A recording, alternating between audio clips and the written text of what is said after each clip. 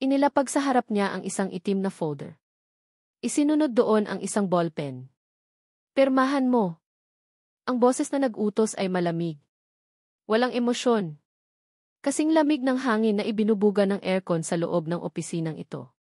Naramdaman ni Althea Dea Reyes ang unti-unting panlalamig ng kanyang mga kamay na para bang hinihigop ng bakal na mesa sa kanyang harapan ang lahat ng natitirang init sa kanyang katawan. Dahan-dahan niyang itinaas ang kanyang mga mata. Sa likod ng mesa, nakaupo ang lalaking nagpapakilala kay Police Captain Mateo de Leon. Matangkad, matipuno ang katawan na baka sa suot niyang puting t-shirt sa ilalim ng nakabukas na itim na jacket. Ang kanyang mukha ay tila inukit sa bato, matigas, matangos ang ilong, may makakapal na kilay at mga matang kasing talim ng tingin ng isang agila. Walang mababakas na anumang awa o simpatya sa mga iyon. "Ano-ano ito, sir?" Nanginginig ang boses na tanong ni Thea. Hindi siya sinagot nito. Binuksan nito ang folder.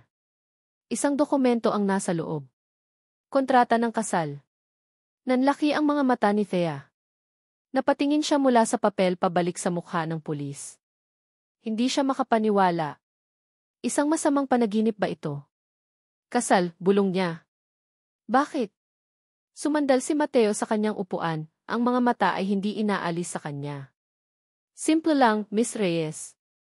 Isa kang mahalagang testigo sa kaso laban kay Don Rafael. At dahil doon, nasa panganib ang buhay mo." Ang pangalan ni Don Rafael. Para itong kidlat na gumuhit sa isipan ni Thea. Iyon ang huling pangalang narinig niya mula kay Angelo bago ito nawala. Nasa looban sila ng San Felipe, pinapanood ang paglubog ng araw. Nakasandal ang ulo niya sa balikat ni Angelo, habang ang mga daliri nito ay humahaplos sa kanyang buhok. "Dea, pag nakuha ko na ang malaking bonus sa trabaho, magpapakasal na tayo, ha?" Bulong ni Angelo, ang boses ay puno ng pangarap. "Bibili tayo ng maliit na bahay malapit dito. Gusto ko, araw-araw nating makikita ang dagat." Napangiti si Thea. "Kahit hindi pa malaki ang bonus mo, papakasalan kita." Tumawa ito. "Alam ko. Pero gusto kong ibigay sa'yo ang lahat. May tinatrabaho lang akong malaking kaso ngayon. Delikado, pero malaki ang magiging kapalit." Si Don Rafael malapit na siyang bumagsak. Isang linggo matapos ang pag-uusap na iyon, nabalitaan na lang ni Thea na si Angelo ay nasawi sa isang car accident. Wasak ang puso niya. Wasak ang mundo niya. "Miss Reyes." Ang malamig na boses ni Mateo ang humila sa kanya pabalik sa kasalukuyan. "Ayon sa aming investigasyon, pagpapatuloy nito, ikaw ang huling taong nakausap ni Angelo sa nangyari. At alam naming may ibinilin siya sa'yo. Impormasyon na kayang magdiin kay Don Rafael." Napatakip si Thea sa kanyang bibig. "Paano nila alam? Hindi ka namin maaaring ilagay sa Witness Protection Program. Masyadong malawak ang galamay ni Don Rafael. Ang tanging paraan para mabigyan ka namin ng proteksyon 24 oras, sa legal at hindi ka duda-dudang paraan, ay kung magiging asawa kita." Bilang asawa ng isang police captain, walang sinuman ang magtatangkang lumapit sa'yo. Gumuho ang mundo ni Thea sa pangalawang pagkakataon. Hindi ko kaya," halos pabulong niyang sabi. "Kakamamatay lang ni Angelo. Hindi ko kayang magpakasal sa iba." "Wala kang pagpipilian," mariing sabi ni Mateo. "Hindi lang buhay mo ang nakataya dito. Pati na rin ang pamilya mo sa probinsya. Kilala mo si Don Rafael. Kaya niyang saktan ang kahit sino para makuha ang gusto niya." Isang patak ng luha ang pumatak mula sa mata ni Thea. Pamilya niya. Ang mga magulang niya, ang mga kapatid niya. Hindi niya kayang isipin na mapapahamak sila dahil sa kanya. Ito ang kahinaan niya. Ito ay isang kontrata, Miss Reyes. Hindi isang tunay na kasal. Titira ka sa bahay ko, sa ilalim ng proteksyon ko. Kapag natapos na ang kaso at nahuli na si Don Rafael, malaya ka nang umalis. Simple lang. Simple lang. Napakasarap pakinggan pero napakasakit isipin. Ibebenta niya ang kanyang kalayaan, ang kanyang puso, para sa kaligtasan. Tinitigan niya ang kontrata. Tinitigan niya ang ballpen. At tinitigan niya ang lalaking nasa harap niya. Walang pag-aalinlangan sa mukha nito. Desidido ito. Nanginginig ang kamay na inabot ni Thea ang ballpen. Bawat galaw ay tila napakabigat. Habang inilalapat niya ang dulo ng ballpen sa papel, naramdaman niya na hindi niya lang pangalan ang isinusulat niya. Isinusulat niya ang katapusan ng kanyang mga pangarap. Ang pagtataksil sa alaala ni Angelo. Isang malalim na buntong hininga. At pagkatapos, pumirma siya. Kinuha ni Mateo ang folder ng walang reaksyon. Tumayo siya. Sumunod ka sa akin. Ihahatid na kita sa bago mong tirahan. Ang bahay ni Mateo ay malaki. Moderno. Malinis. Ngunit malamig at walang buhay, tulad ng may-ari nito. Dinala siya nito sa isang kwarto sa ikalawang palapag. Ito ang magiging kwarto mo, sabi nito. Nandyan na sa kabinet ang kanilang mga damit na ipinabili ko. Kung may kailangan ka, sabihin mo lang sa kasambahay bukas. Huwag kang lalabas ng bahay nang walang paalam sa akin. Pagkasabi nito, tumalikod na ito at isinara ang pinto. Naiwan si Thea na mag-isa sa gitna ng malawak at di pamilyar na silid. Napaupo siya sa gilid ng kama. Ang lambot ng kutson ay tila taliwas sa bigat na nararamdaman niya. Niyakap niya ang sarili, sinusubukang hanapin ang init na ninakaw ng takot at pighati. Ito na ang buhay niya ngayon. Isang gininto ang hawla. Ligtas nga siya pero bilanggo naman. Muli na namang tumulo ang kanyang mga luha. Umiyak siya para kay Angelo. Umiyak siya para sa kanilang mga pangarap na hindi na matutupad. Umiyak siya para sa sarili niya, isang babaeng napilitang talikuran ang lahat para mabuhay. Bigla, nakaramdam siya ng pagkahilo. Isang alon ng pagkasuka ang umakyat sa kanyang lalamunan. Mabilis siyang tumayo at tumakbo papasok sa banyo ng silid. Sumuka siya sa inidoro. Nanghihina siyang napasandal sa malamig na pader. Dahil lang siguro ito sa stress, bulong niya sa sarili. Ngunit habang sinusubukan niyang pakalmahin ang sarili, isang malamig na takot ang biglang gumapang sa kanyang dibdib. Mas malamig pa kaysa sa tingin ni Mateo de Leon. Sinubukan niyang alalahanin. Kailan nga ba ang huli niyang? Napatigil siya. Napakapit siya sa lababo. Sinimulan niyang bilangin sa kanyang isip ang mga linggo.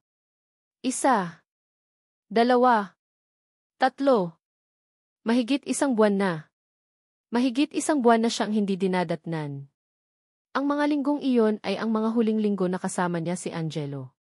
Napahawak siya sa kanyang tiyan. Isang bagong takot, mas matindi, mas malalim, at mas komplikado kaysa sa takot niya kay Don Rafael o sa lalaking natutulog sa kabilang kwarto, ang bumalot sa kanyang buong pagkatao. Ito ay isang sikretong hindi niya masasabing kaninuman. Isang alaala ni Angelo na kailangan niyang protektahan. Isang buhay na nakatali sa kanya sa loob ng isang kasinungalingan. Hindi. Bulong niya sa hangin, ang boses ay basag at puno ng kawalan ng pag-asa. Hindi pwede. Ilang buwan na ang lumipas sa isang mabagal at tahimik na nakalipas. Para kay Police Captain Mateo de Leon, ang buhay ay isang mahigpit na sinusunod na routine. Ang bigat ng bakal na kanyang binubuhat sa umaga, ang aroma ng kapeng itim, ang mga folder ng kaso sa kanyang mesa, ito ang mga bagay na pamilyar at kontrolado niya. Ang bahay niya, na dati isang tahimik na kanlungan mula sa magulong mundo ng krimen, ay mayroon na ngayong isang bagong elemento na hindi niya kontrolado, si Alfie Reyes. Isang anino. Ganoon niya ito nakikita. Isang anyong tahimik na gumagalaw sa mga sulok ng kanyang bahay, isang palaging paalala sa misyon na kailangan niyang tapusin. Hindi sila nag-uusap. Ang komunikasyon nila ay nasa mga tango, mga tingin, at sa katahimikan na mamagitan sa kanila habang sabay na kumakain sa magkabilang dulo ng mahabang mesa. Nakikita niya ang unti-unting paglaki ng tiyan nito. Sa isip ni Mateo, iyon ay hindi isang bata. Iyon ay isang ganap. Isang buhay na alaala ng lalaking pinatay ni Don Rafael. Isang alas na maaari niyang gamitin para tuluyang magsalita si Thea kapag dumating ang tamang panahon. Para sa kanya, ang babae at ang dinadala nito ay isang obligasyon. Isang responsibilidad. Isang pakete na kailangan niyang ingatan hanggang sa matapos ang lahat. Isang hapon, habang abala siya sa pag-aaral ng mga blueprint ng isang bodega na pinaghihinala ang pag-aari ni Don Rafael, biglang tumunog ang kanyang cellphone. Isang hindi pamilyar na numero. Maihalong pagkain niya itong sinagot. De Leon. Sir Matthew de Leon? Kayo po ba ang asawa ni Emrek Alve de Leon? Isang boses ng babae sa kabilang linya, halatang kinakabahan. Napakunot ang noo ni Mateo, itinigil ang pagguhit ng pulang marka sa blueprint. Ako nga. Bakit? Sir, ako po yung kasambahay ninyo. Isinugod po namin sa San Felipe General Hospital ang asawa ninyo. Bigla na lang po siyang dinugo at nanakit ang tiyan. Manganak na yata siya, sir, pero sabi ng doktor ay masyado pang maaga. Parang huminto ang lahat. Nabitawan ni Mateo ang kanyang ballpen. Ang tunog ng pagbagsak nito sa sahig ay tila napakalakas sa biglang katahimikan ng kanyang opisina. Manganganak na. Ang mga salitang iyon ay umalinggaw sa kanyang isipan. Hindi siya handa para dito. Wala ito sa plano. Mabilis niyang dinampot ang kanyang susi at jacket. Papunta na ako. Ang biyahe papuntang ospital ay isang malabong pagkataranta. Ang isip niya, na sanay sa lohikal na pag-iisip at pagpaplano, ay hindi mapakali. Hindi dahil sa pag-aalala para kay Thea, kundi dahil sa pag-aalala sa misyon. Paano kung may mangyaring masama sa kanya? Paano ang kaso? Paano kung ito ay isang patibong ni Don Rafael? Ang bawat pagpreno at pag-arangkada ng sasakyan ay kasabay ng mabilis na tibok ng kanyang puso, isang tibok na dulot ng inis at pagkabahala. Pagdating niya sa ospital, ang amoy ng antiseptiko at ang mga boses ng mga taong nagpapanik ang sumalubong sa kanya. Isang nurse ang nagturo sa kanya papunta sa waiting area ng delivery room. Doon, napilitan siyang maghintay. Isang bagay na kinaiinisan ni Mateo, ang maghintay ng walang ginagawa. Ang bawat minuto ay tila isang oras. Nagpabalik-balik siya sa pasilyo. Tiningnan ang kanyang relo. Muli na namang naglakad. Maya-maya, isang malakas na iyak ng sanggol ang bumasag sa katahimikan mula sa loob ng silid. Sa wakas, naisip niya, tapos na, huminga siya ng malalim, handa nang harapin ang susunod na hakbang sa pagtatapos nito. Pero bago pa siya makakilos, isa pang iyak ang narinig niya. Mas mahina, ngunit malinaw. Napakunot noo niya, dalawa, walang nagsabi sa kanya na kambal ito. At pagkatapos, isang himala o isang kabaliwan ang nangyari. May pangatlong iyak na sumunod. Natigilan si Mateo. Napatayo siya ng tuwid. Tatlong magkakaibang iyak ng sanggol. Impossible. Bumukas ang pinto ng delivery room at isang pagod ngunit nakangiting doktor ang lumabas. Tinanggal nito ang kanyang maskara. Congratulations, Captain De Leon, sabi ng doktor, halatang humahanga. Hindi lang isa, hindi lang dalawa, kundi 3 malulusog na sanggol ang ibinigay sa inyo ng Diyos. Medyo maliit sila dahil premature, pero lahat sila ay malakas. Parang nabibinggi si Mateo. 3. Triplets. Ang salitang iyon ay bago sa kanyang bokabularyo. Bago sa kanyang mundo. Nasa inkubator na sila ngayon. Maaari mo na silang silipin, sabi ng nurse na kasunod ng doktor. Tulad ng isang robot, sumunod si Mateo papunta sa nursery. At doon, sa likod ng isang salamin, nakita niya sila. 3 maliliit na inkubator magkakatabi. Sa loob ng bawat isa, may isang maliit na nilalang na nakabalot sa puting lampin. Napakaliit. Napakarupok. Ang kanilang mga dibdib ay marahan umuumbok sa paghinga. Ang isa ay humikab. Ang isa naman ay gumalaw ang maliliit na daliri. Sa sandaling iyon, nakaramdam si Mateo ng isang bagay na hindi pa niya naramdaman. Hindi ito pagmamahal. Hindi pa. Ito ay isang uri ng pagkamangha. Isang pagkakatulala sa harap ng isang hiwaga na hindi kayang ipaliwanag ng anumang investigasyon o lohika. Ang pusong bakal niya, na pinatigas ng maraming taon ng panganib at karahasan, ay nakaramdam ng isang maliit na lamat. Ang mga sanggol na ito, na kanina lang ay nakikita niyang komplikasyon, ay biglang nagkaroon ng maliliit na mukha, maliliit na kamay. Isang nurse ang lumapit sa kanya, may hawak na clipboard. Sir, kailangan po namin ng mga pangalan para sa kanilang birth certificate. Ang tanong na iyon ang humila sa kanya pabalik sa realidad. Pangalan. Natigilan si Mateo. Napatingin siya sa 3 sanggol sa likod ng salamin at pagkatapos ay sa blangkong papel sa clipboard ng nurse. Sa buong buhay niya bilang isang pulis, bilang isang lider, palagi siyang may sagot. Palagi siyang may plano. Ngunit ngayon, sa tanong na iyon, ang isipan niya ay isang blangkong papel. Ano ang ipapangalan niya sa mga anak na hindi niya? Ang unang bumati kay Thea sa kanyang paggising ay ang maputing kisam ng silid sa ospital at pamilyar na kirot sa kanyang buong katawan. Napapikit siya ng mariin, hinahayaang bumalik ng paunti-unti ang kanyang lakas. Pagod na pagod siya, ngunit sa ilalim ng pagod ay may isang bagong pakiramdam, isang uri ng kawalan na para bang may malaking parte ng kanyang pagkatao na nawala kasabay ng paglabas ng kanyang mga anak. Maya-maya, isang nurse ang pumasok na may dalang ngiti at isang clipboard. Good morning, Imres de Leon. Kamusta na po ang pakiramdam natin, masiglang bati nito. Kailangan lang po nating sagutan itong mga papeles para sa birth certificate ng mga baby. Ginang de Leon.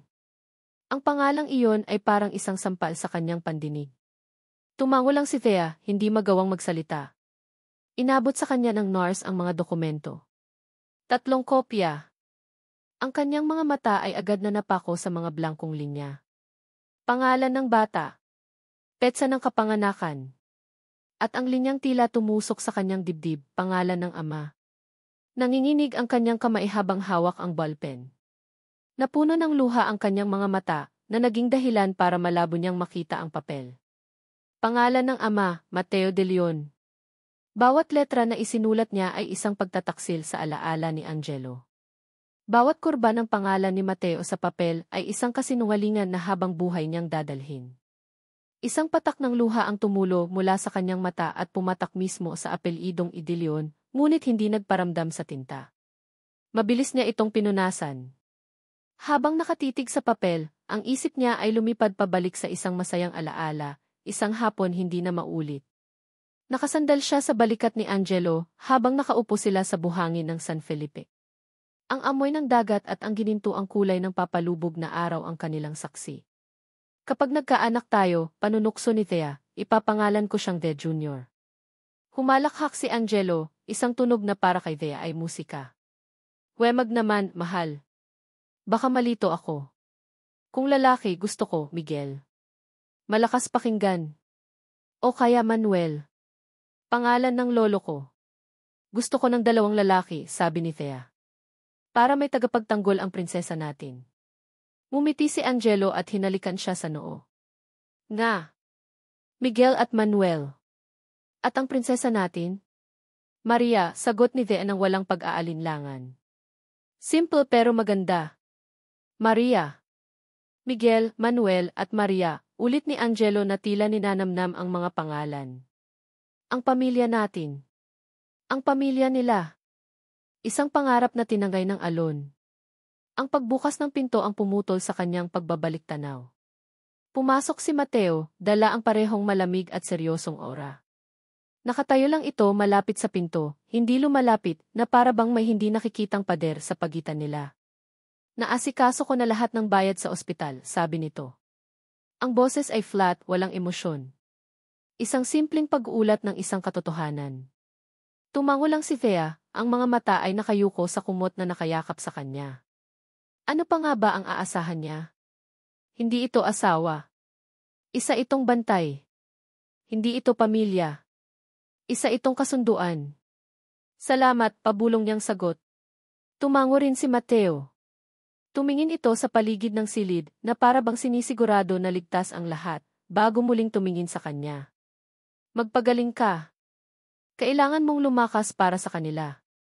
Pagkasabi noon, tumalikod na ito at lumabas, isinasara ang pinto ng marahan.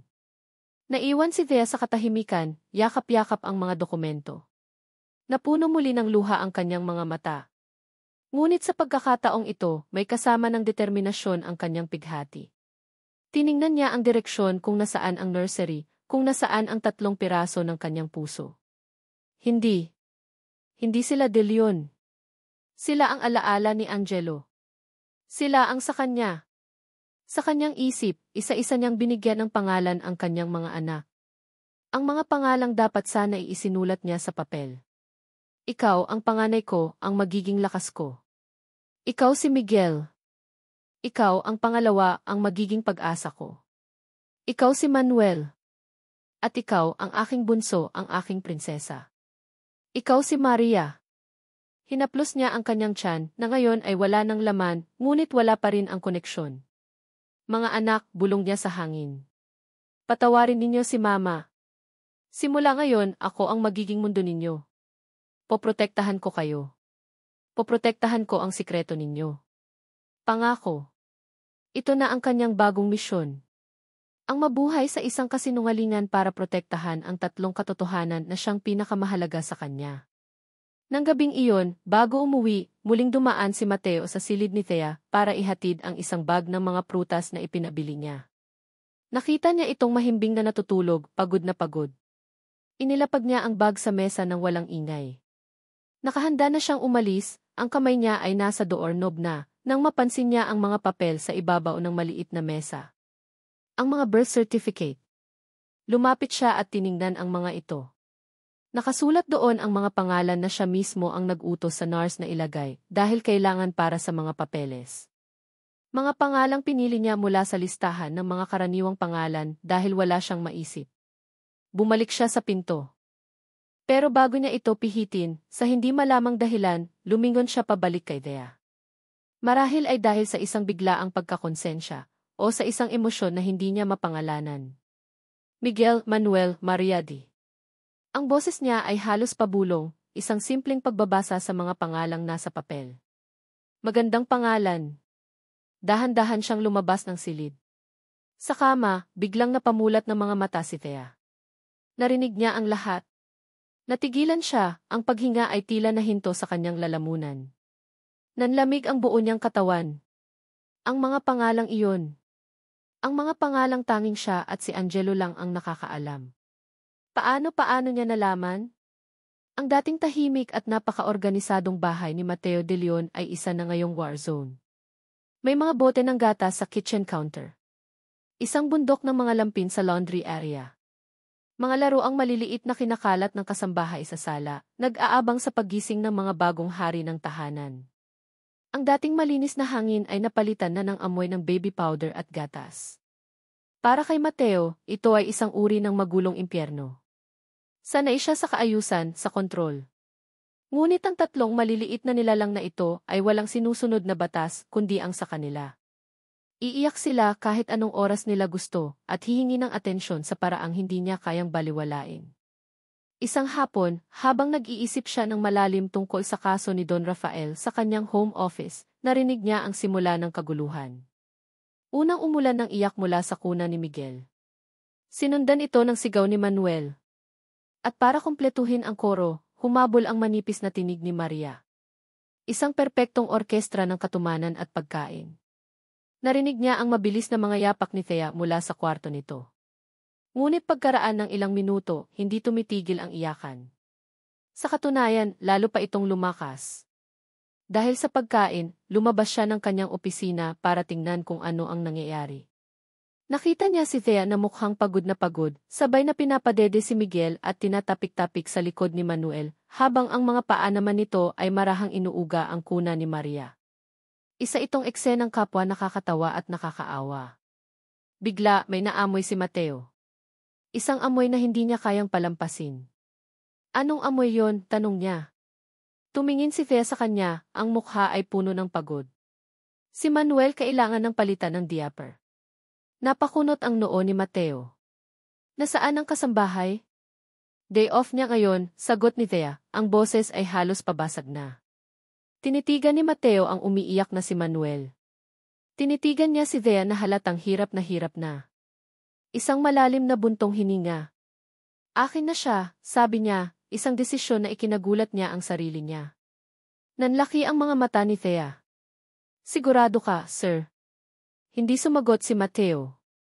Kinuha niya si Manuel mula sa mga braso ni Thea at dinala ito sa changing table. Sa buong buhay niya, humawak na siya ng baril, ng posas, ng mga ebidensya sa krimen. Pero ngayon lang siya haharap sa isang diaper crisis. Binuksan niya ang lampin na parabang nagde-defuse ng bomba. Ang nakita niya sa loob ay mas malala pa sa inaasahan niya. Napatigil siya, napalunok, okay, De Leon. Kaya mo to, isa lang itong misyon.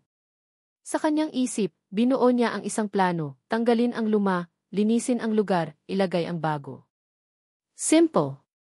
Ngunit ang teorya ay mas madali kaysa sa praktika. Habang tinatanggal niya ang maruming lampin, biglang umikot si Manuel at sumipa, dahilan para tumalon ang laman nito sa kanyang braso. Shit! Bulong ni Mateo. Narinig niya ang isang maliit na tikhim mula sa kanyang likuran.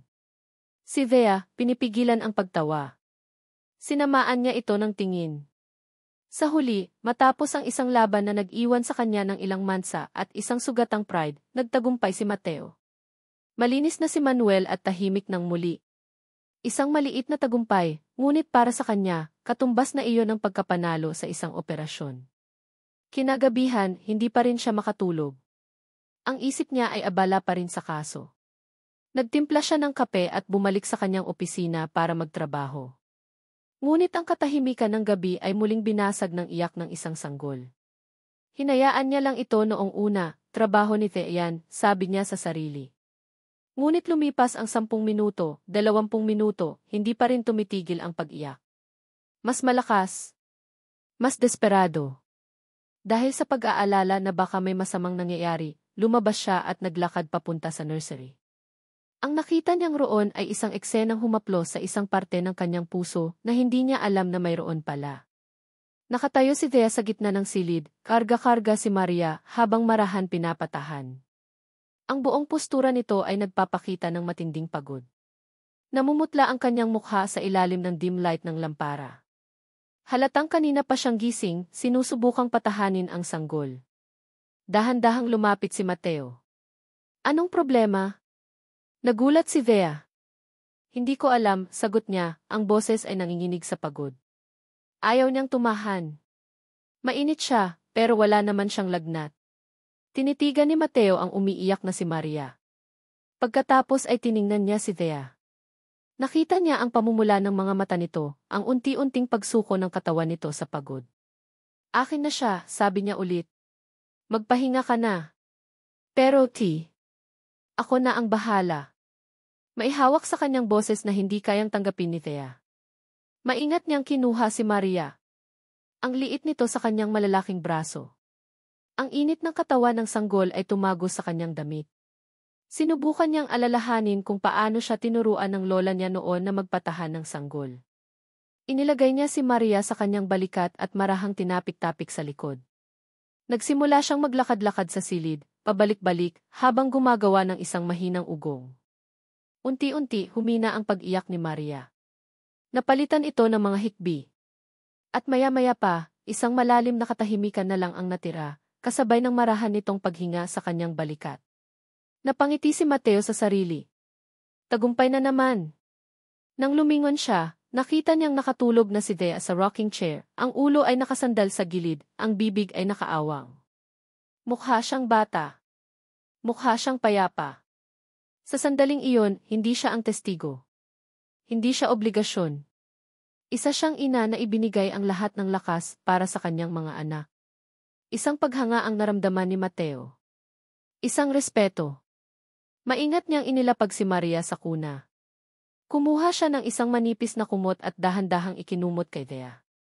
Tinitigan niya ito sandali habang tumalikod at tahimik na lumabas ng silid. Kinabukasan, nagising si Thea na medyo masakit ang leg. Agad niyang naalala ang nangyari kagabi. Napatingin siya sa kuna ni Maria, mahimbing itong natutulog. Napatingin siya sa kanyang balikat. May kumot. Napakunot noon niya. Si Mateo. Kinapunan, habang naglalaro siya, kasama ang mga sanggol sa playmat sa sala, bumukas ang pinto. Dumating si Mateo mas maaga kaysa dati. Inaasahan ni Thea na didiretso lang ito sa hagdan paakyat sa opisina nito, tulad ng dati. Ngunit huminto ito. Tinitigan nito ang 3 sanggol. At pagkatapos, sa isang iglap na ikinagulat ni Thea, umiti ito. Isang maliit, halos hindi mahahalata, ngunit totoong ngiti. Lumuhod ito sa sahig, kinuha si Miguel at itinaas sa ere. Sino ang malakas na bata ni? Hindi niya itinuloy. Gumawa na lang siya ng isang nakakatawang mukha. Tumawa si Miguel, isang malutong na tawa ng sanggol. At sa sandaling iyon, habang pinapanood ni Thea ang eksena, ang malaki at seryosong si Mateo de Leon na nakikipaglaro sa anak niya, ang lalaking dapat niyang kamuhian, naramdaman niya ito. Isang bigla ang pag-init ng kanyang pisngi. At pagkatapos, ang isang malakas at nag-iisang tibok ng kanyang puso. Isang kabog na tila umalog sa buo niyang pagkatao. Hindi ito ang marahang pagtibok na nararamdaman niya para kay Angelo. Hindi ito ang payapang pagmamahal na kanyang iniisip. Ito ay isang bagay na biglaan. Isang bagay na mapanganib. Isang tibok para sa maling tao. Isang tibok na hindi dapat naroroon. Ito ay isang pagtataksil kay Angelo. Isang pagtataksil sa kanyang sarili. Napahawak siya sa kanyang dibdib, nanginginig ang kamay, na para bang kaya niyang pinigilan ang sarili niyang puso sa nararamdaman nito. Natakot siya. Ngunit sa unang pagkakataon, hindi siya natakot kay Don Rafael. Hindi siya natakot sa lalaking nagkulong sa kanya sa kasunduang ito. Natakot siya sa sarili niya. May mga araw na halos nakakalimutan na ni Thea na ang buhay niya ay isang kasinungalingan.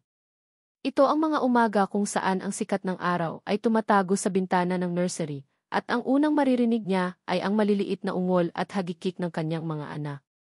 Ang mga umagang ito ay may bago ng routine, isang sayaw na hindi nila pinag-ensayuhan ni Mateo, pero naging perpekto sa paglipas ng panahon. Siya ang maghahanda ng mga bote ng gatas, habang si Mateo naman ang magpapalit ng unang diaper. Magkakasabay silang magpapakain sa tatlo, at sa mga sandaling iyon, ang kanilang katahimikan ay hindi na malamig. Ito ay isang komportabling espasyo na puno ng mga hindi sinasabi, ngunit nauunawa ang mga bagay. Minsan, nahuhuli ni Thea ang sarili niyang nakangiti habang pinapanood si Mateo na seryosong-seryoso sa pagpapakain kay Manuel, na para bang ito ang pinakamahalagang misyon sa buong mundo. At sa mga pagkakataong iyon, mabilis niyang ibabaling ang kanyang tingin, kasabay ng pamilyar na pagkabog sa kanyang dibdib, isang halo ng kaba at pagkakasala. Isang umaga, habang nasa ganitong eksena sila, isang halos perpektong larawan ng isang pamilya, biglang may nag-doorbell. Ang tunog ay marahas at dayuhan, isang panghihimasok sa kanilang munting mundo. Nagkatinginan sila ni Mateo. Hindi sila nag-i-expect ng bisita. Ako na, sabi ni Mateo, maingat na inilapag si Miguel sa playpen bago tumayo. Nagpatuloy si Thea sa pagpapadede kay Maria, ngunit ang kanyang mga tainga ay nakikinig sa may pintuan. Narinig niya ang pagbukas nito. At pagkatapos, isang boses ng babae. Matinis, masaya at puno ng kumpiyansa. Matt! Oh my God, ikaw talaga. Alam kong bahay mo ito. Napatigil sa pagdede si Maria, na para bang naramdaman ang biglaang paglamig ng hangin sa sala. Narinig ni Thea ang boses ni Mateo, mas mababa at walang sigla. Isabel! Anong ginagawa mo dito? Ano pa ba? Andito ako para sayo, tanga, sagot ng babae, kasabay ng tunog ng mga takong na pumapasok sa kanilang tahanan. I just got back from a modeling stint in Europe. Buti na lang, I have new ways. So hindi mo ba ako yayakapin? Hindi narinig ni Thea ang sagot ni Mateo, pero ang sumunod na nakita niya ay isang babaeng lumitaw sa bukana ng sala. Matangkad.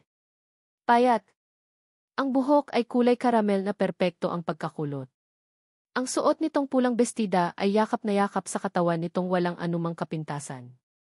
Ang mukha nito ay parang kinuha sa isang pabalat ng magazine. Si Isabel. Ang babae ay perpekto. At sa isang iglap, naramdaman ni Thea ang lahat ng kanyang imperpeksyon. Ang kanyang simpleng duster. Ang medyo magulo pa niyang buhok. Ang katawan niyang hindi pa bumabalik sa dati. Napahigpit ang hawak niya kay Maria. Ang perpektong ngiti ni Isabelle ay nag-iba nang makita si Thea at ang tatlong sanggol. Ang mga mata nito ay sinusuri si Thea mula ulo hanggang paa, na para bang isa siyang kakaibang spesimen. Naglakad ito, ang mga mata ay hindi lumapit sa mga bata, kundi kay Mateo, na ngayon ay seryoso ang mukha. Oh, sabi nito. May bisita ka pala, Matt. Tumingin ito kay Thea, at sa unang pagkakataon, kinausap siya. At ikaw? Ang tono ay hindi nagtatanong, kundi nag-uusisa na maihalong pagmamaliit. Si Mateo ang sumagot, ang boses ay matigas at formal. Si Thea. Asawa ko. Dalawang salita, asawa ko, ngunit para kay Thea, ito ay isang pagsabog. Naramdaman niya ang pag-akyat ng dugo sa kanyang pisngi. Isang kakatuwang pag-asa ang kumislap sa kanyang dibdib, bago ito mabilis na namatay nang makita niya ang reaksyon sa mukha ni Isabelle.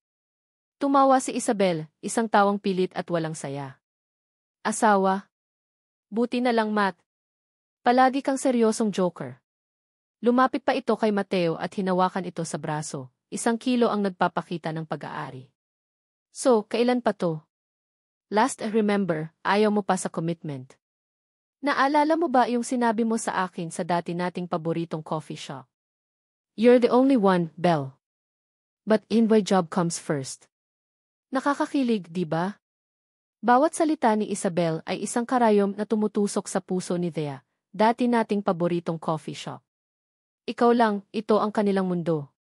Isang mundo kung saan si Thea ay isang dayuhan, isang impostor. Marahang inalis ni Mateo ang kamay ni Isabel sa kanyang braso. Matagal na iyon, Belle. Marami nang nagbago. Tumingin ito sa direksyon ni Thea at ng mga bata, isang tingin na hindi mabasa ni Thea kung ano ang kahulugan. Ang ngiti sa mga labi ni Isabel ay tuluyang naglaho.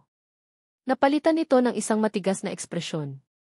Ang kanyang mga mata ay lumipat mula kay Mateo papunta sa 3 sanggol na nasa playmat na ngayon ay tahimik na nagmasid. Dahan-dahan siyang lumuhod, ang kanyang mamahaling bestida ay dumadampi sa sahig. Ngumiti siya sa mga bata, ngunit ang ngiti ay hindi umabot sa kanyang mga mata. Well, sabi niya sa isang matamis ngunit mailasong tono. Ang cute nila in generic sort of way. Itinoon niya ang kanyang tingin sa mukha ni Miguel, pagkatapos ay kay Manuel at sa huli kay Maria. Tumingin siyang muli kay Mateo, ang kanyang ulo ay nakikita na parabang may isang bagay siyang pinag-aaralan. Nakapagtataka lang di. Sabi niya, dahan-dahan, bawat salita ay may bigat. Wala man lang kahit isa sa kanila ang kamukha mo, Matt. Ang mga salitang iyon ay tumama kay Thea na parang isang malakas na sampal. Isang malamig na takot ang biglang gumapang sa kanyang likod. Huminto ang kanyang paghinga. Ang hangin ay tila naubos sa buong silid. Nakatitig si Isabel sa kanya, isang maliit at mapanuksong ngiti ang gumuhit sa mga labi nito. Isang ngiti ng tagumpay. Dahil alam nitong natagpuan nito ang laso na siyang wawasak sa lahat. Ang mga salita ni Isabel ay parang laso na dahan-dahang gumapang sa sistema ni Mateo, kahit pilit pa niya itong iwinawaksi. Wala man lang kahit isa sa kanila ang kamukha mo, Matt. Kinabukasan, at sa mga sumunod pang araw, pilit niyang hindi pinansin ang mga ito. Alam niya ang laro ni Isabel. Mapanggulo ito. Manipulatibo. Ngunit sa gabi, kapag tahimik na ang bahay at siya na lang ang gising, ang mga salitang iyon ay bumabalik. At sa bawat pagbabalik, kasama nito ang imahe ng masayang mukha ni Thea, kasama ang isang lalaking hindi niya kilala. Pinilit ni Mateo na iba ang kanyang atensyon sa trabaho. Pero kahit doon ay sinundan siya ni Isabel. Isang hapon, habang palabas siya ng presinto, nag-aabang na ito sa labas, nakasandal sa mamahalin nitong kotse, nakasuot ng malalaking sunglases na parabang isang artista. Matt, we need to talk, sabi nito, ang tono ay seryoso at puno ng pag-aalala.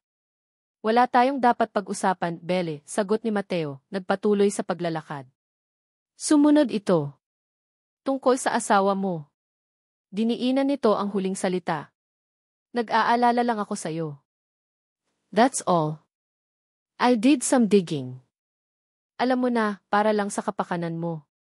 Huminto si Mateo at hinarap ito, ang panga ay naninigas sa inis.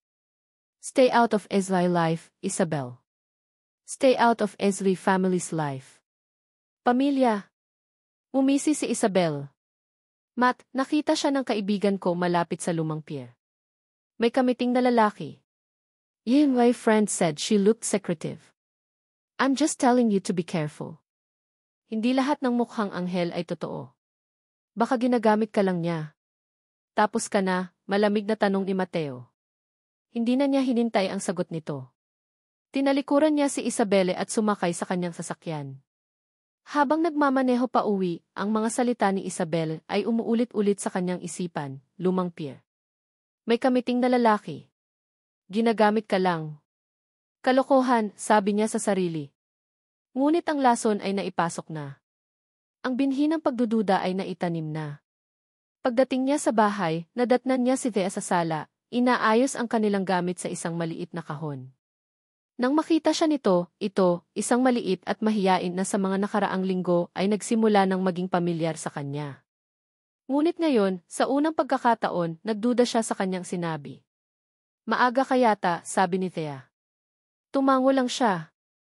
Dadaan sana siya paakyat nang biglang may tumawag sa cellphone ni Thea. Nakita niya ang pagbabago sa mukha nito. Nagmamadali itong tumayo at lumayo ng bahagya para sagutin ang tawag. Hello? Okay lang ako.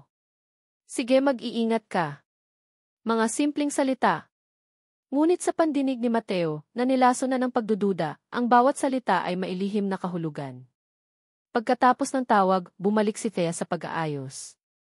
Kaibigan ko lang, sabi nito, na para bang alam nitong nagtatanong ang kanyang mga mata. Hindi umimik si Mateo. Ang kanyang tingin ay napunta sa kahon na inaayos ni Thea. Sa kanyang pag-isod, aksidente niyang nasagi ang maliit na mesa. Nahulog ang kahon. Kumalat ang laman nito sa sahig. Mga tuyong bulaklak, ilang mga sulat na nakatali ng ribbon at isang litrato. Isang litrato na nakalagay sa isang simpleng frame. Sabay silang yumuko para pulutin ang mga gamit. Ngunit ang mga mata ni Mateo ay napako sa litratong iyon. Si Thea, mas bata, nakangiti ng napakatamis. At katabi nito, nakaakbay ay isang lalaki. Isang lalaking nakangiti rin, ang mga mata ay puno ng pagmamahal para kay Thea. Dinampot niya ang litrato. Naramdaman niya ang paninigas ng katawan ni Thea sa tabi niya. Sino to? Tanong niya. Ang boses niya ay kalmado, ngunit may nakatagong panganib. Hindi agad sumagot si Thea. Yumuko ito at pinulot ang ibang gamit, iniiwasan ang kanyang tingin. Wala yan. Luma na yan. Tinanong kita kung sino to, ulit niya, mas mariin. Nag-angat ng tingin si Thea, ang mukha ay puno ng takot. Ang takot na iyon, para kay Mateo, ay isang kumpirmasyon. Isang kaibigan lang, Matt. Kaibigan lang. Tumaas ang boses ni Mateo. Thea, wag mo akong gawing tanga. Nakikita ko kung paano kayo magtinginan sa litratong ito. Siya ba? Siya ba yung kaibigan na tumawag sa'yo kanina? Siya ba yung lalaking kinakatagpo mo sa pier? Ano? Hindi. Wala akong kinakatagpo, gulat na sagot ni Thea. Patay na siya, Matt. Matagal na siyang patay. Ang huling mga salita ay lumabas na parang isang pagsabog, puno ng pighati at galit. Natigilan si Mateo. Ngunit ang pagduda ay mas malakas. Kung patay na siya, bakit hanggang ngayon itinatago mo pa rin ang litrato niya? Bakit hindi mo masabi sa akin ang pangalan niya? Dahil wala kang pakialam, sigaw ni Thea, tumayo ito at hinarap siya, ang mga mata ay puno ng luha. Wala kang pakialam sa nakaraan ko.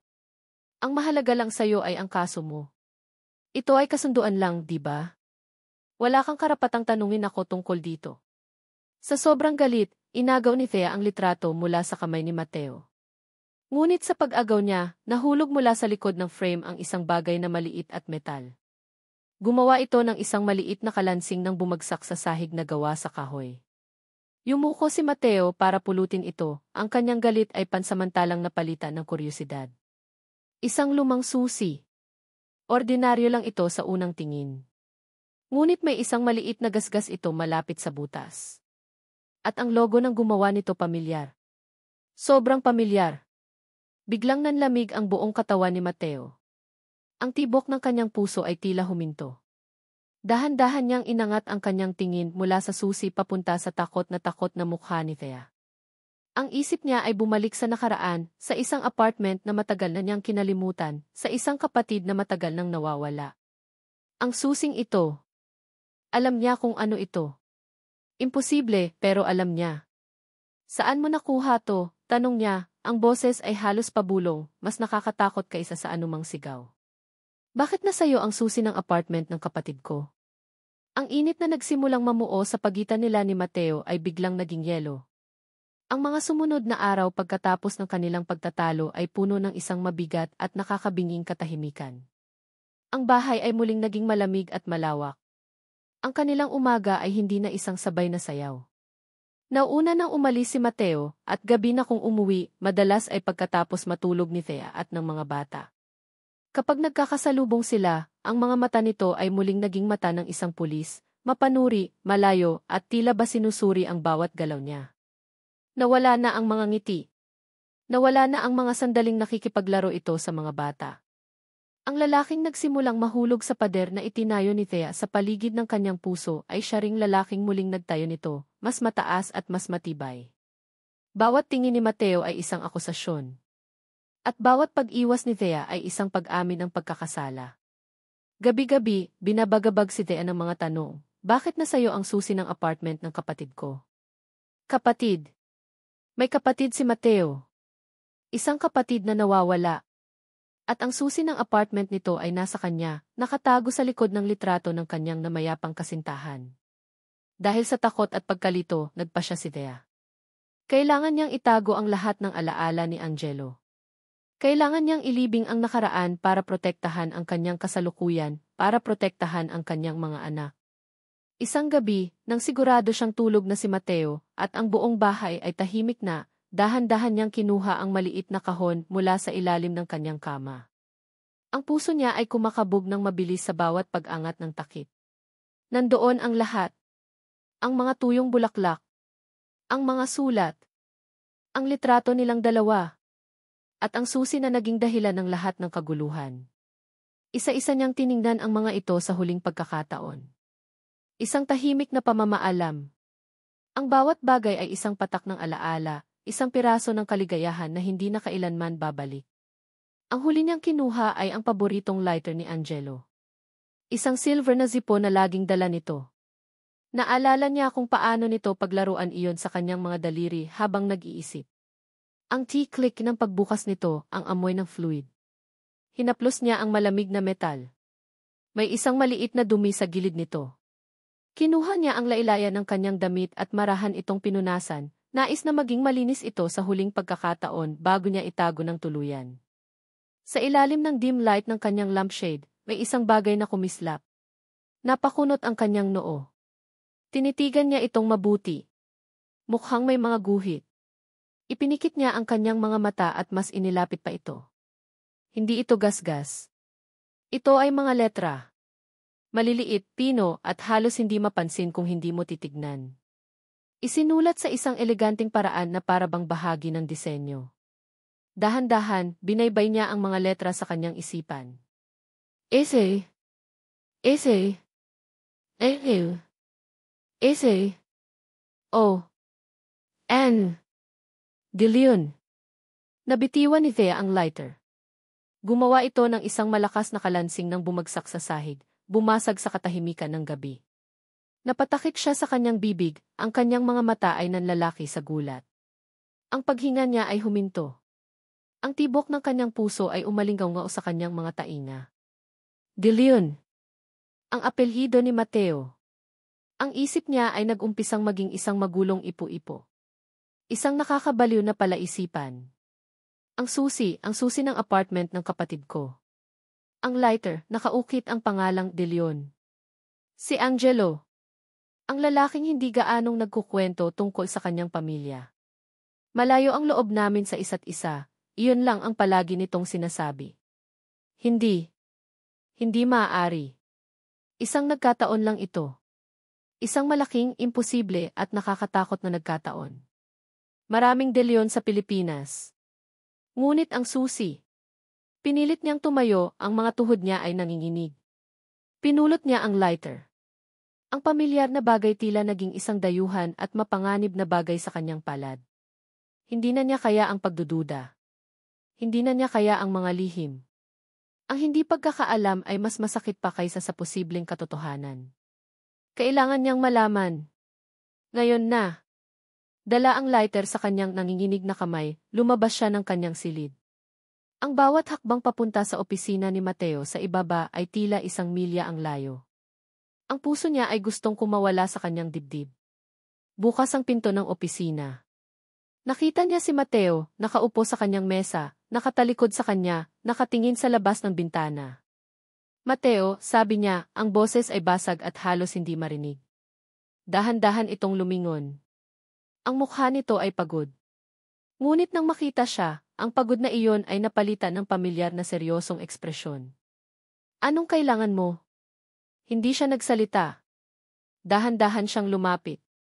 Inilahad niya ang kanyang kamay, ipinapakita ang lighter. Ito di. Simula niya, ang boses ay nanginginig. Kilala mo ba to? Ang mga mata ni Mateo ay napunta sa lighter. Sa isang iglap, nakita ni Thea ang pagbabago. Ang kanyang mga mata ay nanlaki. Ang kulay ay tila nawala sa kanyang mukha. Ang kanyang mga labi ay nakikita. Tumingin ito mula sa lighter papunta sa kanyang mga mata, isang tingin na puno ng gulat, pagkalito, at isang emosyon na hindi pa niya nakikita dito dati, sakit. Kinuha nito ang lighter mula sa kanyang kamay, ang mga daliri nito ay nanginginig ng bahagya habang hinahaplos ang nakaukit na pangalan. Tumagal ng ilang sandali bago ito nagsalita. At nang magsalita ito, ang boses nito ay mahina, basag, at puno ng isang nakaraang matagal nang itinatago. Saan mo to nakuha? Tanong nito, halos pabulong. Tumingin ito sa kanya, ang mga mata ay puno ng sakit. Ito ang lighter ng kapatid kong si Angelo. Ito ang lighter ng kapatid kong si Angelo. Sa sandaling binitiwan ni Mateo ang mga salitang iyon, ang hangin sa loob ng kanyang opisina ay tila naubos. Ang mundo niya, na dating nakaayos sa itim at puti, mabuti laban sa masama, batas laban sa krimen, ay biglang naging isang magulo at kulay abo na ipo-ipo. Si Thea. Ang babaeng nasa harap niya, na may mga matang puno ng takot at pagkalito. Ang babaeng itinuring niyang isang responsibilidad, isang testigo, isang kasangkapan para sa kanyang misyon. Ang babaeng ito pala ang huling minahal ng kanyang kapatid.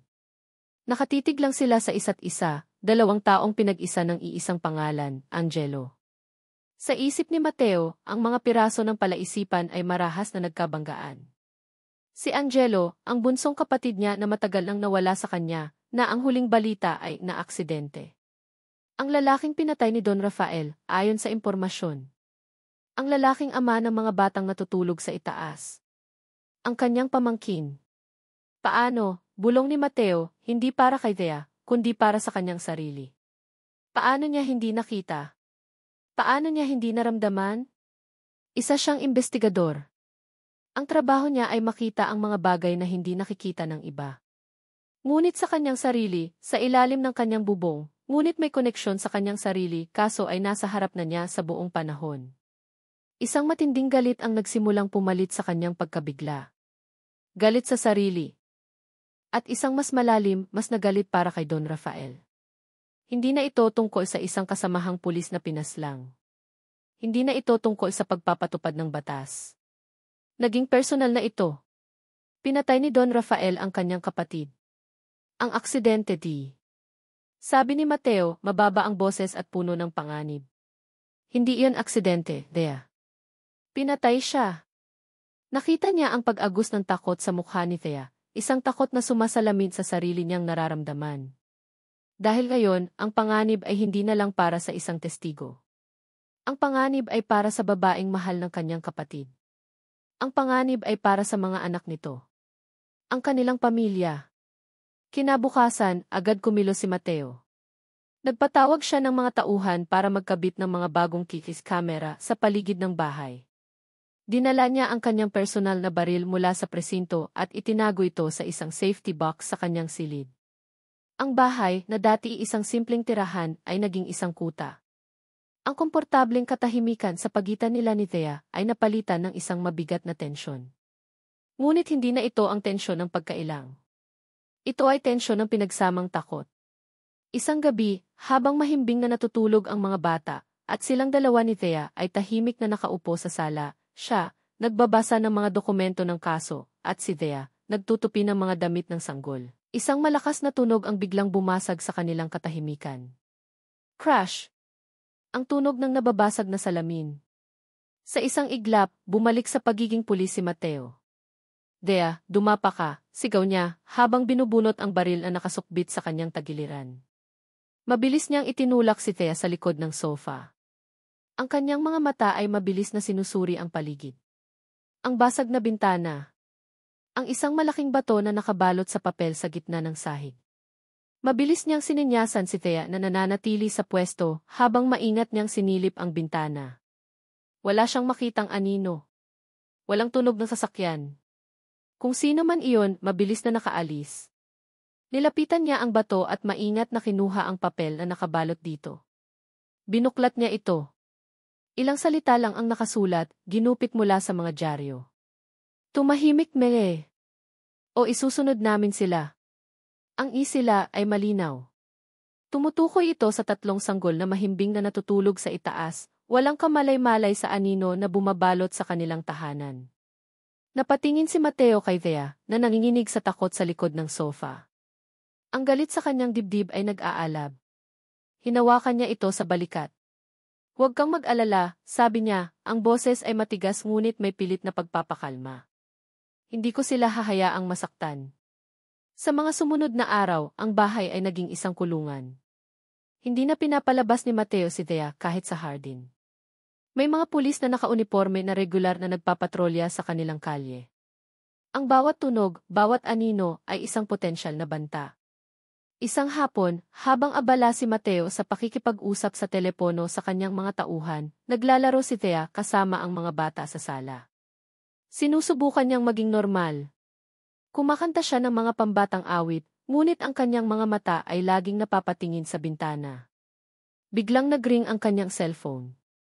Isang unknown number. Nag-atubili siya. Pero naisip niya na baka isa ito sa mga tauhan ni Mateo. Sinagot niya ito. Hello. Katahimikan sa kabilang linya. Hello, ulit niya. Pagkatapos, isang boses. Malamig. Pek. Tila dumaan sa isang voice changer. Alve Reyes. Nanindig ang mga balahibo ni Thea. Nakikinig ka ba? Tanong ng boses. Makinig kang mabuti. Ang ganda ng mga anak mo. Lalo na yung babae. Kamukhang kamukha mo. Napahawak si Thea sa kanyang bibig, pinipigilan ang isang sigaw. Ang kanyang mga mata ay napuno ng luha habang nakatingin sa kanyang mga anak. Kung gusto mong makita pa silang lumaki, pagpapatuloy ng boses. Kung gusto mong ligtas ang mga anak mo, mawala ka na kasama ng asawa mo. Nabitawan ni Thea ang kanyang cellphone. Bumagsak ito sa sahig. Napaluhod siya, ang kanyang buong katawan ay nanginginig sa isang takot na hindi niya naramdaman kailanman. Mawala ka na kasama ng asawa mo. Isang banta. Isang hatol. Ang takot ay isang laso na dahan-dahang pumapatay sa kaluluwa. At sa mga araw na sumunod sa tawag na iyon, nararamdaman ni Thea na unti-unti siyang namamatay sa loob. Ang bawat anino sa bintana, bawat tunog ng sasakyan sa labas, bawat pagring ng telepono ay nagdudulot ng matinding kaba sa kanyang dibdib. Ang bahay na dapat sana'y kanilang kanlungan ay naging isang marangyang kulungan. Kasabay ng takot ay ang pagsibol ng galit. Isang galit na nakikipagkwentuhan kay Mateo. Ang misyon nito, ang kaso nito, ang paghiganti nito. Ito ang dahilan kung bakit sila nasa panganib. Dahil sa digmaan nito laban kay Don Rafael, ang kanyang mga anak, ang tanging yaman niya, ang alaala ni Angelo, ang siyang naipit sa gitna. Ang bawat tingin niya kay Mateo ay puno na ngayon ng paninisi. Isang gabi, malakas ang buhos ng ulan, ang bawat patak ay tila isang babala. Nakaupo si Thea sa nursery, pinapanood ang pagtulog ng kanyang tatlong anghel. 10:00 na ng gabi, ngunit wala pa rin si Mateo. Tumawag ito kanina, sinabing may biglaang operasyon silang kailangang gawin. Isang operasyon na may kinalaman kay Don Rafael. Habang nakatitig sa payapang mukha ni Maria, ang galit at takot sa puso ni Thea ay nag-uumapaw. Kasalanan mo ito, Mateo. Kung may mangyari sa mga anak ko, kasalanan mo ito. Sinubukan niyang pakalmahin ang sarili. Naglaro siya kasama sina Miguel at Manuel, nagising pa, sa playmat. Ngunit ang kanyang mga mata ay laging napapatingin sa bintana, sa madilim na bakuran na hinahampas ng ulan. May narinig siyang kaluskos. Napatigil siya. Tinadyasan niya ang kanyang pandinig. Baka guni-guni lang. Baka tunog lang ng hangin. Pero narinig niya ulit ito. Mas malapit. Mula sa direksyon ng bintana ng kusina sa ibaba. Dahan-dahan, maingat na huwag gumawa ng ingay, ibinaba niya ang mga laruan. Sinenyasan niya ang dalawang bata na manahimik, kahit hindi pa nila ito naiintindihan. Ang puso niya ay kumakabog ng napakabilis. Sumilik siya sa pinto ng nursery. Madilim ang pasilyo. Walang kailaw-ilaw sa ibaba. Hinigpitan niya ang pagkakahawak sa doorknob. Diyos ko, protektahan mo ang mga anak ko. Bumalik siya sa loob. Tiningnan niya ang tatlong kuna. Si Miguel. Si Manuel. Si Maria. Wala si Maria sa kuna. Ang mundo ni Thea ay huminto. Para siyang binuhusan ng nagielong tubig. Tiningnan niyang muli. Inalog ang kumot. Wala. Maria, bulong niya, ang boses ay nanginginig. Maria, anak. Isang sigaw ang gustong kumawala sa kanyang lalamunan, ngunit walang boses na lumabas. Ang kanyang mga mata ay ligaw na naghanap sa paligid. Sa ilalim ng kama. Sa loob ng kabinet. Wala. Nawawala ang kanyang anak. Sa sandaling iyon, ang takot ay napalitan ng isang desperadong lakas. Tumakbo siya palabas ng silid, pababa ng hagdan, hindi alintana ang dilim. Ang pangalan lang ni Maria ang nasa isip niya. Pagdating niya sa ibaba, nakita niya ang pinto sa likod ng kusina. Bahaging nakabukas. Ang malamig na hangin at ambon ng ulan ay pumapasok. Maria! Ang sigaw niya ay puno ng sakit at pagkabaliw. Tumakbo siya palabas sa gitna ng malakas na ulan, ang puti ay dumidikit sa kanyang mga paa. Ang dilim ay halos bumulag sa kanya. Tulong! Yung anak Wei. Sakto sa sandaling iyon, isang sasakyan ang mabilis na pumarada sa harap ng bahay. Bumaba si Mateo, basang-basa, ang mukha ay puno ng pag-aalala. Anong nangyayari? Sigaw nito. Nang makita ni Thea si Mateo, ang lahat ng kanyang pinipigil na galit, takot, at sakit ay sumabog na parang isang bulkan. Sugod siya sa lalaki, hinahampas ang dibdib nito ng kanyang mga kamao. Ang mga luha niya ay humahalo sa ulan sa kanyang mukha. Kasalanan iki. Kasalanan iki lahat, sigaw niya, ang boses ay basag at paos. Anak Wei. Nawawala si Maria. Hinawakan ni Mateo ang kanyang mga kamay para pigilan siya. Thea, kumalma ka. Hahapin natin siya. Bitawan Day, patuloy niyang sigaw, nagpupumiglas. Land Mission F. Yens paghihiganti. Dahil dyan, mapapahamak dan hindi anak Wei. Sana hindi din nilang kita nakilala. Sana hindi din nilang ilagi pumayag si kasunduang Pinilit niyang tumingin sa mga mata ni Mateo, mga matang puno ng pagkabigla at sakit. At sa gitna ng bagyo, sa gitna ng kanyang pagkasira, binitiwan niya ang pinakamasakit na mga salitang kaya niyang isipin, ang kanyang huling sandata laban sa lalaki, ang katotohanang matagal niyang itinago. Ibalik anak Wei. Ang bawat salita ay isang patalim na itinarakan niya sa puso ni Mateo. Wala kang karapatan si kanya. Dahil hindi naman siya anak. Hindi ikaw dang desid nila. Ang sigaw niya ay humalo sa kulog. Natigilan si Mateo. Nabitawan niya si Thea. Tumayo lang siya roon, sa gitna ng malakas na ulan, ang tubig ay umaagos sa kanyang mukha na parang mga luha. Ang kanyang mga mata ay nakilala kay Thea, puno ng isang sakit na hindi pa nakikita ni Thea dati. Isang lalaking nawasak. Isang mundong gumuho. Hindi ikaw ang ama nila. Ang mga salita ay bumaon sa puso ni Mateo na parang mga piraso ng nabasag na salamin. Mas malalim. Mas masakit. Sa malakas na buhos ng ulan, sa harap ng babaeng dahan-dahan niyang minamahal, ang buong pundasyon ng kanyang bagong mundo ay gumuho. Ang mga ngiti ng mga bata. Ang init sa bahay. Ang pakiramdam ng pagiging isang ama. Lahat ay isang kasinungalingan. Sa isang iglap, gusto niyang sumigaw. Gusto niyang magalit. Gusto niyang talikuran ang lahat at bumalik sa dati niyang buhay. Isang buhay na simple, kontrolado, at walang sakit. Ngunit nang makita niya ang itsura ni Thea, basang-basa, nanginginig, hindi dahil sa lamig kundi dahil sa purong takot para mawala nilang anak, isang bagay na mas malakas kaysa sa sakit ang umaapaw sa kanyang dibdib. Pag-ibig. Isang pag-ibig na itinuring niya sa kanya. Isang pag-ibig na hindi niya namalayang lumaki na pala sa puso niya, isang pag-ibig na hindi kayang burahin ng anumang katotohanan. Si Maria. Ang kanyang maliit na prinsesa. Nawawala ito. Nasa panganib. At sa sandaling iyon, wala nang halaga ang dugo. Wala nang halaga ang kasinungalingan. Ang tanging mahalaga ay ang anak niya. Dahan-dahan, itinaas ni Mateo ang kanyang mga mata at tiningnan si Thea. Ang kanyang mukha ay blanko, ngunit sa loob ng kanyang mga mata, isang bagong apoy ang nagsimulang mag-alab. Isang apoy na gawa sa pinaghalong sakit at determinasyon. Makinig ka sa akin, Thea, sabi niya, ang boses ay kalmado, ngunit may bigat na kayang pumigil sa isang bagyo.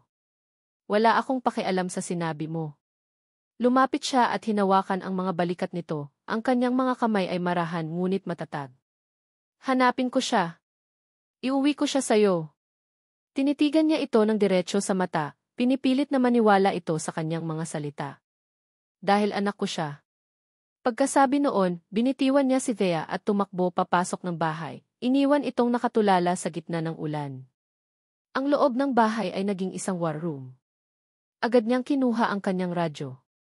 Ang kanyang boses, na kanina'y puno ng sakit, ay naging boses ng isang commander. Dispatch, this is Captain De Leon. Code Red.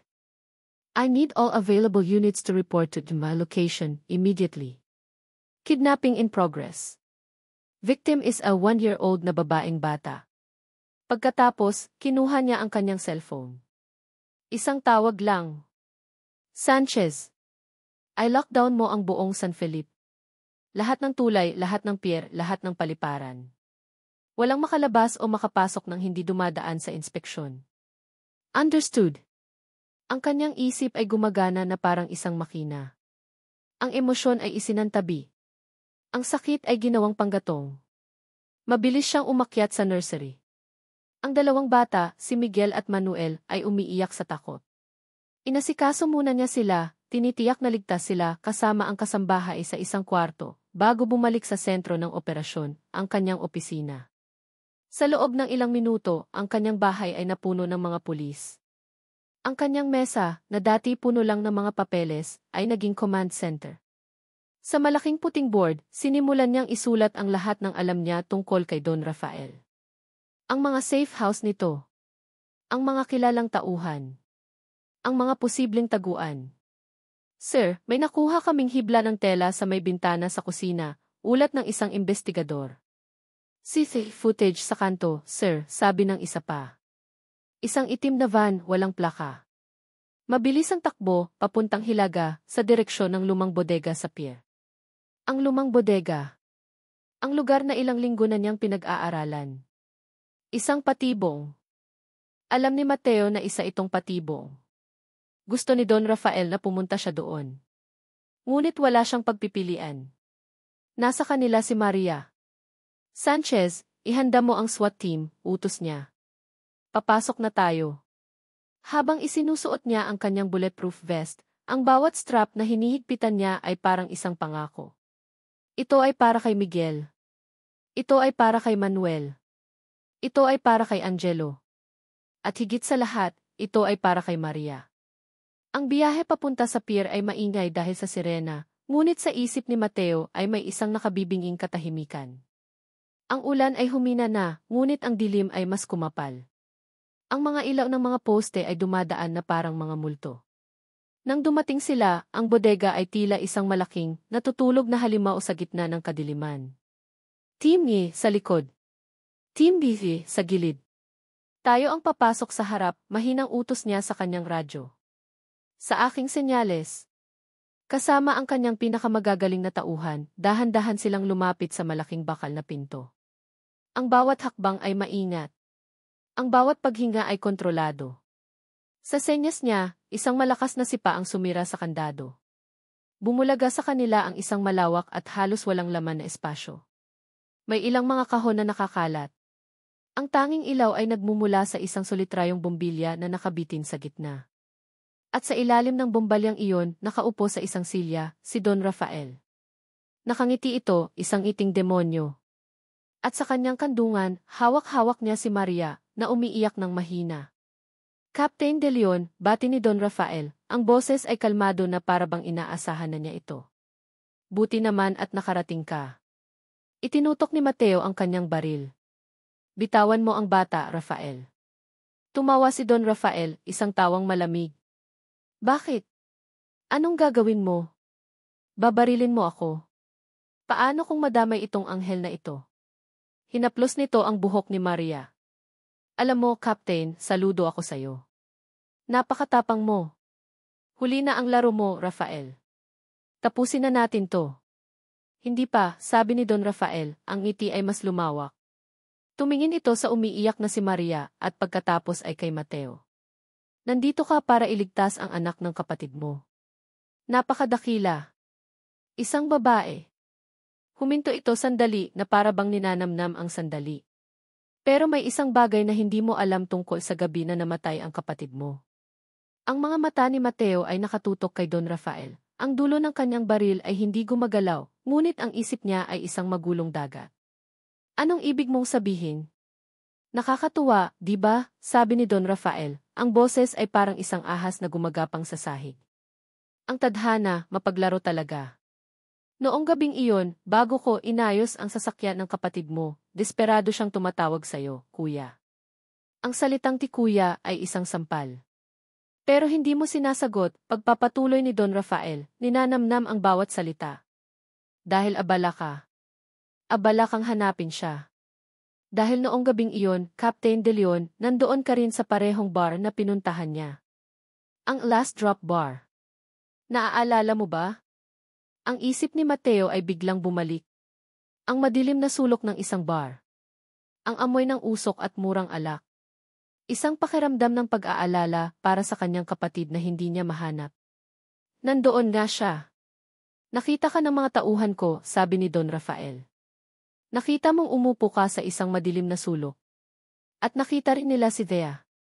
Wasak na wasak. Umiiyak dahil kakabreak lang nila ni Angelo. Isang kaawa-awang basang sisiw. At ikaw, ang magiting na kuya, ang nakahanap siya sa kanya.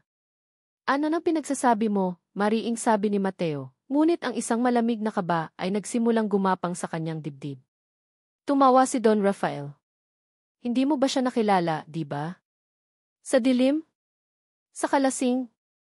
At siya, hindi ka rin niya nakilala. Para sa kanya, isa ka lang estranghero na handang makinig.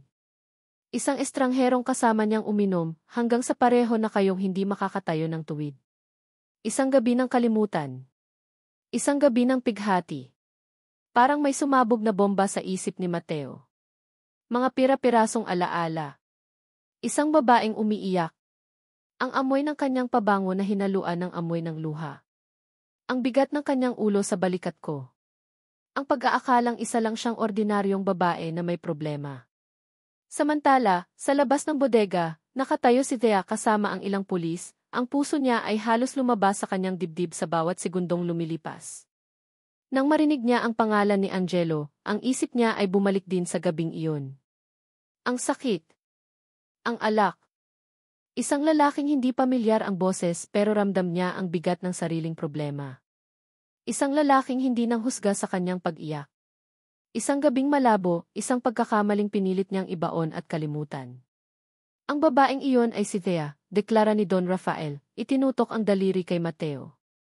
At ang estrangherong lalaking kasama niya, ang lalaking nagbigay sa kanya ng 3 anak ay ikaw, Captain. Hindi. Hindi. Ang sigaw ay nasa isip lang ni Mateo, ngunit sa lakas nito, parang gumuho ang buong bodega. Ang baril sa kanyang kamay ay nakikita. Lahat ng piraso ay biglang nagkasya sa lugar. Ang mga pangalang Miguel, Manuel, Maria, na sinabi niya sa ospital, mga pangalang narinig niya mula sa usapan ng mga nurse na siyang mga pangalang laging bukang bibig ni Thea, habang natutulog ito sa kalasingan noong gabing iyon.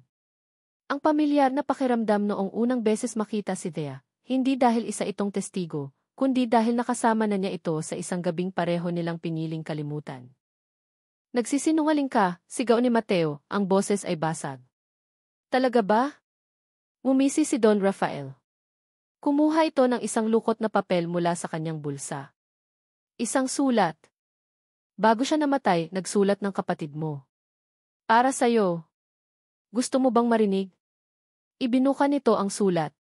Kuya, patawad. Hindi ko masabi sa'yo, pero nakipaghiwalay ako kay Thea.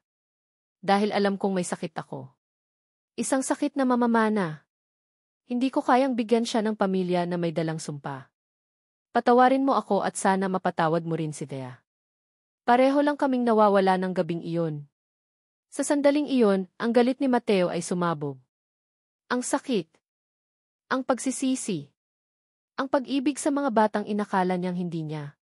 Nakita ni Don Rafael ang pagbabago sa kanyang mukha. Inakala nitong nasira na siya.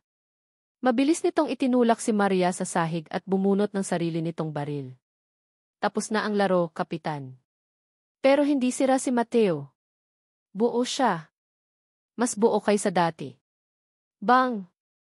Isang putok ng baril. Hindi galing kay Don Rafael. Mabilis pa sa kidlat, binaril ni Mateo ang kamay ni Don Rafael na maihawak ng baril. Bumagsak ang armas nito sa sahig. Sa pag-ikot ni Don Rafael sa sakit, sumugod si Mateo. Hindi na siya pulis. Isa siyang ama. Isang ama na nagliligtas sa kanyang anak. Ang kanyang suntok ay puno ng galit para kay Angelo, ng sakit para kay Thea, at ng pagmamahal para sa kanilang mga anak. Bumagsak si Don Rafael na walang malay. Ang ibang mga pulis ay mabilis na pumasok para arestuhin ang mga tauhan nito. Pero si Mateo ay walang pakialam sa kanila. Ang kanyang mga mata ay nakikipagkwentuhan lang sa isang bagay. Si Maria na umiiyak sa sahig. Dahan-dahan siyang lumuhod. Ang kanyang malalaking kamay ay nanginginig habang inaalis ang buhok sa mukha nito. Anak ti. Bulong niya. Anak ko di. Binuhat niya ito. Ang pagyakap niya ay mahigpit, puno ng mga buwan ng pagmamahal na hindi niya masabi, puno ng katotohanan ngayon lang niya nalaman. Bumukas ang malaking pinto ng bodega. Tumakbo si Thea papasok, ang mukha ay basang-basa ng luha. Huminto siya nang makita niya si Mateo, buhat-buhat si Maria. Nagtagpo ang kanilang mga mata. Walang salitang namutawi. Hindi na kailangan. Sa mga mata nila, naroon na ang lahat. Ang gulat. Ang sakit. Ang hindi makapaniwalang katotohanan. Ang pagsisisi. Ang isang gabing nagbago ng kanilang buhay magpakailanman. Dahan-dahang lumakad si Mateo palapit sa kanya at iniabot si Maria. Habang isinasalin niya ang bata mula sa kanyang mga braso papunta sa mga braso ni Thea, ang kanilang mga daliri ay nagdampi. Isang kislap ng kuryente. Isang koneksyon. Isang pag-amin sa isang katotohanang napakasakit at napakaganda. Makalipas ang ilang oras sa San Felipe General Hospital. Tahimik. Payapa. Ligtas na si Maria at natutulog sa isang maliit na kama sa emergency room, habang nakaupo si Thea sa tabi nito, hindi binibitiwan ang kamay nito. Dumating ang isang nurse, may dalang resulta ng ilang mga pagsusuri na ginawa kay Maria para masigurong maayos ang lahat. Inabot nito ang folder kay Mateo na nakatayo sa isang sulok. Captain, heto na po ang resulta ng blood typing at iba pang tests ng anak ninyo. Kinuha ni Mateo ang folder. Binuksan niya ito. Ang kanyang mga mata ay dumaan sa mga teknikal na salita hanggang sa umabot ito sa huling bahagi. Resulta ng paternity test. Match probability, 99.9%. Isang piraso ng papel. Ang huling hindi matitinag na katibayan. Dahan-dahan niyang isinara ang folder. Ang kanyang mga mata ay hindi nakatingin sa papel, kundi sa babaeng nakaupo sa tabi ng kanilang anak. Ang babaeng biktima rin ng tadhana. Ang ina ng kanyang mga anak. Nag-angat ng tingin si Thea, ang kanyang mga mata ay puno ng takot, pag-aantay, at isang tanong na hindi niya kayang bigkasin. Lumapit si Mateo. Tumayo siya sa harap niya, ang anino niya ay bumabalot sa kanila. Betty. Sabi niya, ang pangalan nito ay ang tanging salitang kaya niyang bigkasin sa ngayon. Lumipas ang ilang linggo. Ang ingay ng mga sirena ay napalitan ng katahimikan. Ang amoy ng takot ay napalitan ng pamilyar na amoy ng baby powder at gatas. Ang balita tungkol sa pagbagsak ng sindikato ni Don Rafael ay unti-unti nang nawala sa mga headline. Ngunit sa loob ng bahay ni Mateo de Leon, ang pagbabago ay hindi pa nagsimula. Ang hangin sa pagitan nila ni Thea ay mabigat. Puno ng mga hindi sinasabing salita. Nag-aalaga sila ng mga bata. Naghahanda ng pagkain. Ginagawa ang mga pang-araw-araw na gawain. Ngunit ginagawa nila ito na parang dalawang multo na gumagalaw sa iisang espasyo, parehong takot na banggain ang isa't isa, parehong takot na simulan ang usapan na magbabago sa lahat. Isang gabi, matapos nilang patulugin ang tatlong bata, naabutan ni Thea si Mateo sa sala. Hindi ito nagbabasa ng mga papeles. Nakaupo lang ito sa sofa, nakatitig sa isang piraso ng papel sa kanyang mga kamay. Ang marriage contract. Ang mapait na kasunduan na nagsimula ng lahat. Napansin ni Mateo ang kanyang presensya. Tumingin ito sa kanya, at sa unang pagkakataon sa loob ng maraming linggo, ang mga mata nito ay hindi na mata ng pulis. Ang mga mata nito ay puno ng pagod, pagsisisi, at isang bagay na hindi pa kayang pangalanan ni Thea. Umupo ka, Thea, sabi nito, ang boses ay mahinahon. Sumunod si Thea, umupo sa kabilang dulo ng sofa, pinapanatili ang distansya. Tinitigan ni Mateo ang papel sa kanyang mga kamay. Dito nagsimula ang lahat, bulong nito. Sa isang kasinungalingan. Sa isang sapilitang kasunduan. Sa isang kasalanan.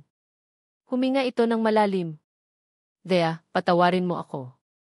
Napatitig si Thea sa kanya, nagulat. Patawarin mo ako dahil pinilit kita sa sitwasyong ito. Pagpapatuloy ni Mateo, ang boses ay puno ng pagsisisi. Ginamit ko ang posisyon ko para sa sarili kong mga dahilan. Sinabi ko para sa proteksyon mo, pero para rin ito sa paghihiganti ko. Itinulong kita sa buhay ko nang hindi ko iniisip ang nararamdaman mo. Patawad. Habang nagsasalita si Mateo, ang pader na itinayo ni Thea sa paligid ng kanyang puso ay nagsimulang gumuho. Ako rin, Mateo, mahinang sagot ni Thea, ang mga luha ay nagsimulang mamuo sa kanyang mga mata. Patawarin mo ako. Dahil nagsinungaling ako. Itinago ko sa iyo ang katotohanan. Dapat sinabi ko sa iyo ang tungkol kay Angelo. Patawarin mo ako sa lahat ng sakit na naidulot ko. Isang luhang pumatak mula sa mata ni Thea. Hindi niya ito pinunasan. Dahan-dahan, sa harap ng kanyang mga mata, pinunit ni Mateo ang marriage contract. Una sa gitna. Pagkatapos ay sa 4 na piraso. At muli hanggang sa maging maliliit na confetti na lang ito ng mga sirang pangako. Inilagay niya ang mga piraso sa isang abo. Tapos na ang kasunduan, Thea, sabi niya. Malaya ka na. Ang mga salitang iyon, malaya ka na, ay dapat maging isang kaligayahan para kay Thea. Ngunit sa halip, isang matinding kirot ang naramdaman niya. Ang ideya ng pag-alis sa bahay na ito, ng pag-alis sa tabi ni Mateo, ay mas masakit pa kaysa sa pananatili sa isang sapilitang kasunduan. Hindi ko alam kung saan ako pupunta, aminado siya, ang boses ay halos pabulong. Dahan-dahang lumipat si Mateo sa sofa, inaalis ang distansya sa pagitan nila. Sa unang pagkakataon, kinuha nito ang kanyang mga kamay. Ang mga palad nito ay mainit at magaspang, ngunit ang hawak nito ay napakalambot. Thea, sabi nito, ang boses ay malumanay. Alam kong marami tayong pagkakamali. Ang simula natin ay isang malaking gulo. Ngunit sa gitna ng lahat ng kasinungalingan at sakit, may isang bagay na naging totoo. Tumingin ito sa direksyon ng hagdan, papunta sa silid kung saan natutulog ang kanilang mga anak. Sila.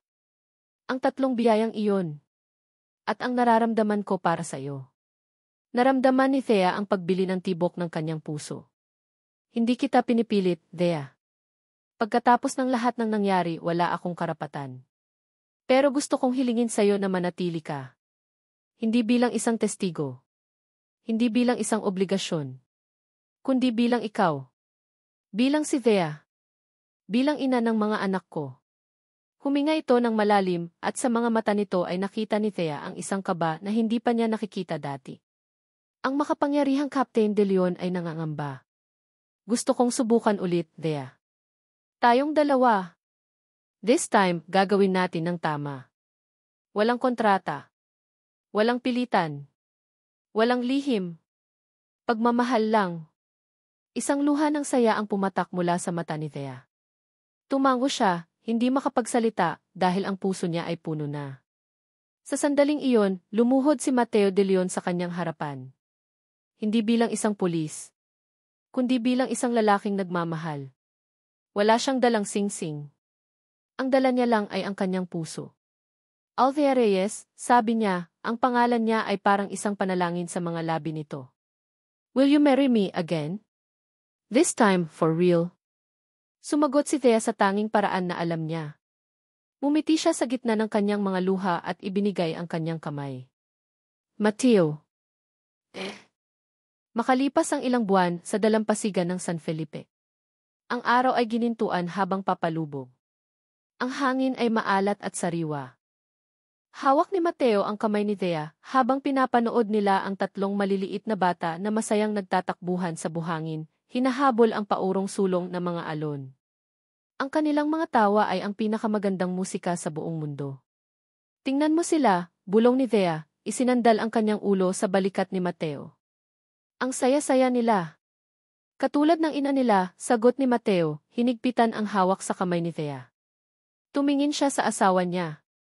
Ang mukha nito ay payapa, ang mga mata ay nagniningning, hindi dahil sa luha, kundi dahil sa purong kaligayahan. Wala na ang anino ng takot. Wala na ang bakas ng pighati. Sa daliri ni Thea, may isang simpleng singsing na kumikinang. Hindi ito mamahalin, ngunit puno ito ng mga pangakong totoo. Papa! Mama! Sabay-sabay na sigaw ni na Miguel, Manuel at Maria. Nag-uunahan silang tumakbo pabalik sa kanilang mga magulang. Sinalubong sila ni Mateo, binuhat si Maria sa isang braso at si Manuel sa kabila, habang si Miguel naman ay yumakap sa kanyang mga binti. Dahan-dahan, mga champions, natatawang sabi ni Mateo. Ang dating seryoso at malamig na si Captain De Leon ay isa na ngayong ama na ang buong mundo ay umiikot sa kanyang pamilya. Tumingin siya kay Thea sa ibabaw ng mga ulo ng kanilang mga anak. Isang tingin na puno ng pagmamahal, pasasalamat, at ng isang kinabukasan sabay nilang haharapin. Ang simula nila ay isinulat sa isang mapait na kasunduan, puno ng mga kasinungalingan at sakit. Ngunit natutunan nila na ang tunay na pag-ibig ay hindi tungkol sa perpektong simula. Ito ay tungkol sa pagharap sa mga pagkakamali, sa pagpapatawad sa hindi mapapatawad, at sa pagpili na bumangon muli mula sa mga abo ng nakaraan. Habang ang araw ay tuluyang lumubog sa abot tanaw, pinintahan nito ang langit ng kulay kahel at rosas. Isang bagong gabi ang darating at kasunod nito, isang bagong umaga. Para sa kanila, ito na ang kanilang bagong simula,